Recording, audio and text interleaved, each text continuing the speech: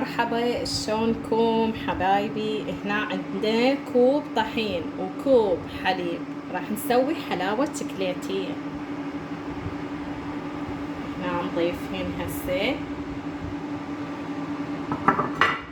وهنا عندي هيل، راح اخلي هيل مطحون.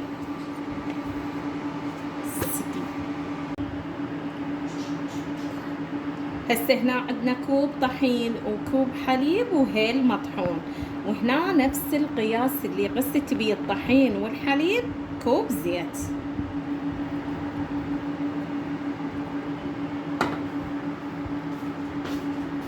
وهسه حبايبي راح احمس المواد وياكم، ومن يصير لونها ذهبي اضيف الشيرة.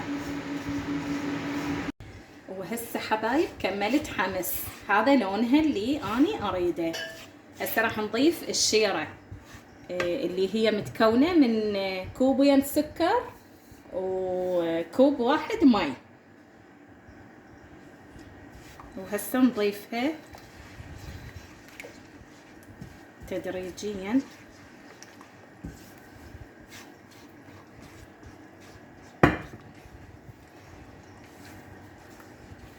راح اصبها وارجع وياكم.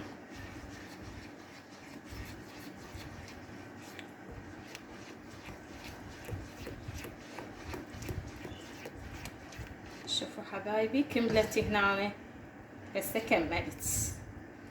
شوفوا لونها، هو هذا اللون اللي اني اريده.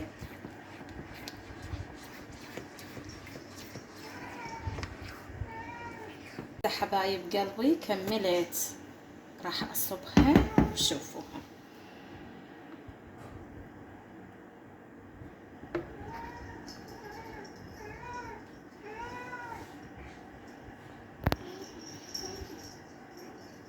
وهسه حبايب قلبي خلصنا، مثل ما تشوفون زيناها بالجوز وزيناها بالورد المحمدي، وعلينا وعليكم بألف عافية، ونريد لايك حلو من ايديكم الحلوة.